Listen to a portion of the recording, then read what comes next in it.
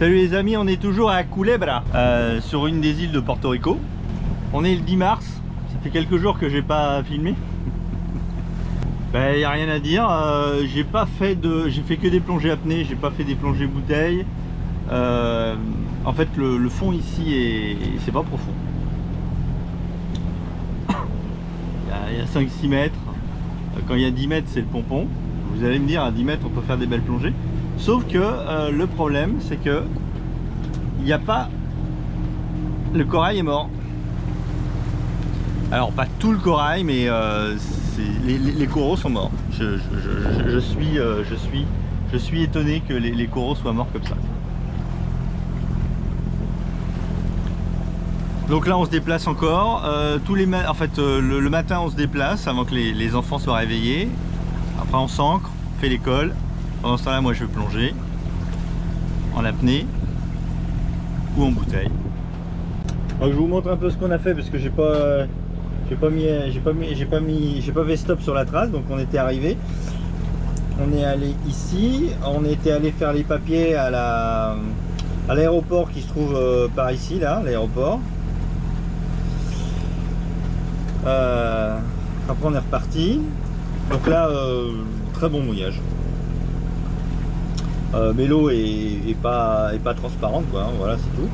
Alors après on a été ici, donc là on était à l'abri de la barrière de corail ici, donc on a été plongé en apnée ici là. Donc le plus beau c'est de se mettre là avec l'annexe et après de passer la barrière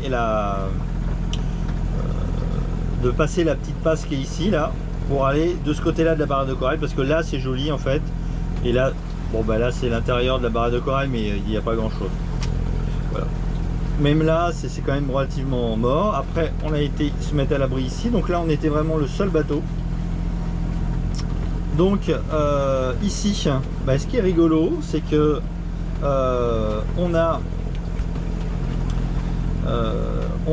sûrement que ici c'était un site vraiment exceptionnel. C'était sûrement magnifique à une époque. Sauf que tout le corail est mort. Alors là j'ai vu qu'ils essayent de replanter ils font des essais avec des cadres et du corail pour essayer de voir comment ça pousse. Mais ce qui est dingue c'est qu'il y a une espèce de petite mousse qui pousse sur le corail et qui a tué tout le corail. Je sais pas pourquoi le corail meurt comme ça. Parce que là il n'y a pas de raison, c'est du corail quand même à 5-6 mètres de fond. Il n'y a pas de raison, il n'y a pas des vagues ou une tempête qui peut le casser, il est vraiment trop profond. D'ailleurs il n'est pas cassé, il est juste mort. Voilà, c'est pareil ici. Donc moi j'ai fait toute cette pointe là à la nage. Voilà, jusqu'ici. Donc là on va essayer, on se déplace, on va essayer de se mettre ici ou ici. Là visiblement il y a de quoi faire peut-être des plongées bouteilles, on va voir. C'est vrai que c'est inquiétant ce corail qui meurt. J'ai pas trop creusé le truc. En fait j'arrive pas à comprendre pourquoi le corail meurt. Je pense que je suis pas le seul à pas comprendre. Parce que bon, quand il y a un ouragan, une tempête qui détruit tout, je comprends. Mais là le corail est pas détruit, il est juste mort.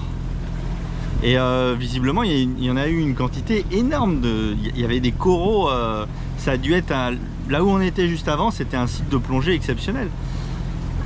Et c'est pas possible que je comprends pas pourquoi il meurt comme ça. Et je comprends pas pourquoi là j'ai l'impression que déjà il y avait moins de coraux quand on était aux îles Vierges britanniques. Aux îles Vierges américaines, il y en avait encore un peu moins. Ici, j'ai l'impression que plus on se rapproche des Amériques, plus le corail il morfle. Il y en a encore, hein, mais je sais pas. Alors, faut voir parce que peut-être que quand on va encore se rapprocher, c'est un sentiment, donc c'est pas prouvé. J'ai l'impression qu'il y a moins en moins, il y a plus en plus de corail mort. Je comprends pas. Et pourtant il y a des barrières de corail énormes là, donc je comprends pas qu'il soit mort ce corail. J'ai vu qu'ils essayent de faire de la culture, donc en fait, enfin je sais pas, c'est pas vraiment de la culture, je pense que c'est plus de la recherche. Ils posent des cadres au fond de l'eau, donc un cadre de 2 mètres sur 2 mètres, qui est à peu près suspendu à 30 cm, ouais, qui est suspendu à 60 cm au-dessus du sol, donc sous l'eau, hein. Et puis dessus il y a un espèce de grillage, enfin un grillage, il y a une espèce de filet avec des mailles de 10 sur 10 ou de 15 sur 15, et à chaque nœud du filet il y a un petit corail qui est accroché, voilà, et qui est en suspension dans l'eau. Et donc c'est un bout de corail vivant, donc c'est du corail qui a été cassé, et puis on met plein de petits bouts comme ça pour voir si ça pousse. Je suis perplexe en fait sur le fait pourquoi il est mort, ce corail. Parce que autant côté à l'intérieur, côté mangrove, je peux comprendre la pollution, des trucs comme ça, mais côté extérieur, côté pleine mer, là c'est propre, c'est brassé, il y a du courant. Alors il y a une espèce de poussière qui recouvre tout. Je sais pas si c'est cette poussière, mais il y a des blocs de corail qui poussent à certains endroits où il y a de la poussière. On ne sait pas pourquoi, je sais pas. Voilà, bon ben à suivre, affaire à suivre. N'hésitez pas dans les commentaires si vous savez pourquoi le corail meurt comme ça. Si vous me dites la pollution, mais pourquoi l'acidité de l'eau qui changerait. La barrière de corail là, elle a plusieurs milliers d'années, hein, donc je n'arrive pas à comprendre des changements de salinité ou des changements d'acidité de l'eau. Il y en a eu à toutes les époques, donc je comprends pas pourquoi le corail meurt comme ça. Allez, eh ben on arrive près de l'île là, je vous montre. Alors c'est une petite île à côté de la petite île. Donc on va dire un îlet. Donc cette petite îlet à côté de la petite île s'appelle Cayo de Luis Pena. Je sais pas si on dit Pena ou Pagne, de Luis Pagne. Je sais pas. J'ai pas fait espagnol, hein. Ben, ça serait, on va peut-être être bien. On essaye derrière la pointe là, peut-être. On sera plus à l'abri. Quoique là, c'est pas mal à l'abri. Je vois des petites bruits. Tu veux te mettre là ou de l'autre côté? De l'autre côté, on risque d'avoir le... On peut aller voir de l'autre côté. Ces jours-ci, il y avait une houle nord, parce que là, on est côté sud. Il y avait une houle nord de 1,20 m ou 1,40 m, je sais plus. Enfin, un truc fort. Résultat, on pouvait pas se mettre, malgré que le vent, il était plutôt sud-est, on pouvait pas se mettre sur tous les mouillages qui étaient côté nord, parce que à l'abri du vent, mais pas de la houle. Là normalement la houle s'est arrêtée. On va vérifier. Ah, moi je trouve qu'on a... Là ça a l'air bien avec la petite plage là, regarde. Après il disait que pour plonger c'est plus la pointe qui est là-bas. Donc peut-être c'est mieux si on se met de l'autre côté là. Et là on sera à l'abri, oui forcément on sera à l'abri. Et si la houle elle arrive là, est-ce qu'il peut y... Normalement il n'y en a plus hein, aujourd'hui, mais si elle arrive là, voilà, il faut se méfier de la houle. Quelquefois elle passe l'île et elle peut faire ça. Ouais, normalement là on devrait être bien là aussi, hein. C'est plus plat ici. Ici c'est plus enfoncé.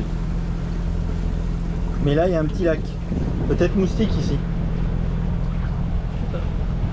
Alors que là peut-être pas moustique. Bon.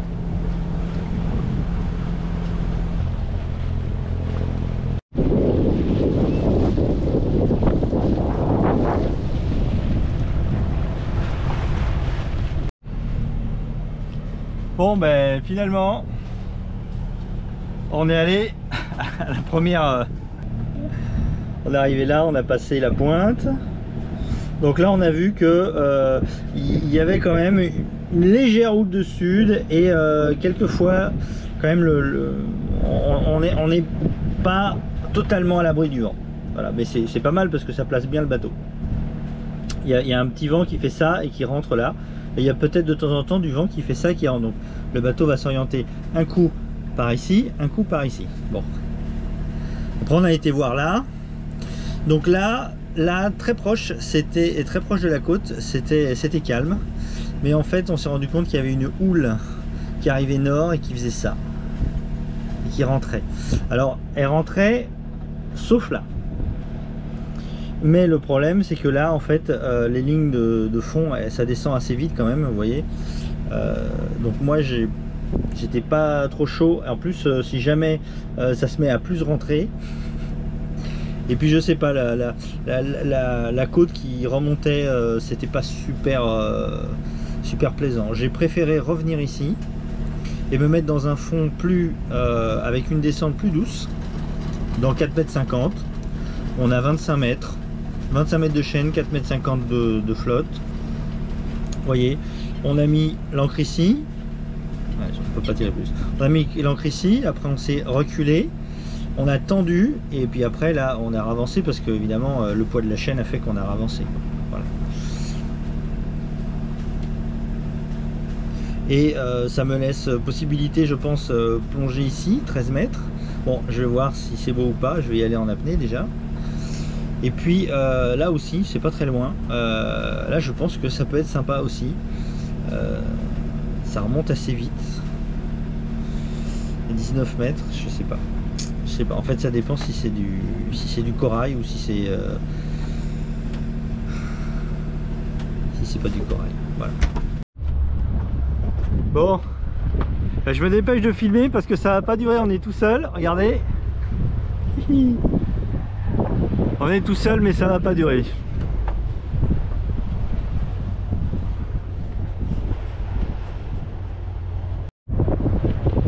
Putain, là ça arrive, ça arrive, ça arrive. Alors qu'est-ce qu'ils nous font eux? Alors il y a une bonne nouvelle, c'est que ça c'est un bateau de plongeur. Il y a une vingtaine de blocs derrière. Et c'est un bateau de plongeur. Donc s'il se met là. Donc quand il est arrivé, il a pas fait il a pas répondu à mon signe de la main. Ils m'ont regardé comme si j'étais une bête curieuse de leur faire coucou, de leur dire bonjour. Pourtant je lui pique pas sa place, regarde, il se met en marche avant, tac, et après il recule doucement sur la plage où je sais pas s'il y a une bouée ou quelque chose, visiblement il a l'habitude. Il est arrivé à fond les ballons.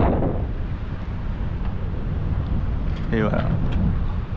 Et là il y a un deuxième bateau avec des plongeurs, évidemment, à première vue. Alors eux, je sais pas ce qu'ils vont faire. Je vois qu'ils mettent des pare-battages. Est-ce qu'ils vont se mettre à couple avec l'autre ou pas? Bon, en tout cas, s'il y a des plongeurs qui viennent, on peut considérer que peut-être le site est pas pourri. Donc on va aller voir ça déjà en apnée, et puis si c'est beau, j'irai plonger. Hein. Maquet, ça a l'air pas mal là. Puis de toute façon, alors ce qui est bien, c'est que les plongeurs, ils vont faire leur plongée, après ils vont remonter, peut-être ils vont manger, et après ils vont se barrer. Donc à mon avis, bon, il est 10h moins 10. À mon avis, à midi, ils sont partis tous là. Midi 13h, ils sont plus là. Et on aura l'anse pour nous. Ça m'inquiète un peu, le bateau de plongeur avec toutes ces bouteilles de plongée là, il se met sur la plage. Il n'y a pas d'eau. Je sais pas trop ce qu'ils vont faire les plongeurs. Et le deuxième bateau là, il se met sur les bouées, mais c'est pareil, il y a 6 mètres d'eau. Je sais pas, je comprends pas. Bah après on peut plonger en bouteille dans 6 mètres d'eau, c'est sympa hein. C'est vrai que bon, moi j'avais repéré un endroit là, je m'étais dit bon, il y a 13 mètres, peut-être 13 mètres, ça peut être sympa. Après la beauté d'un site ne dépend pas de la profondeur du site hein.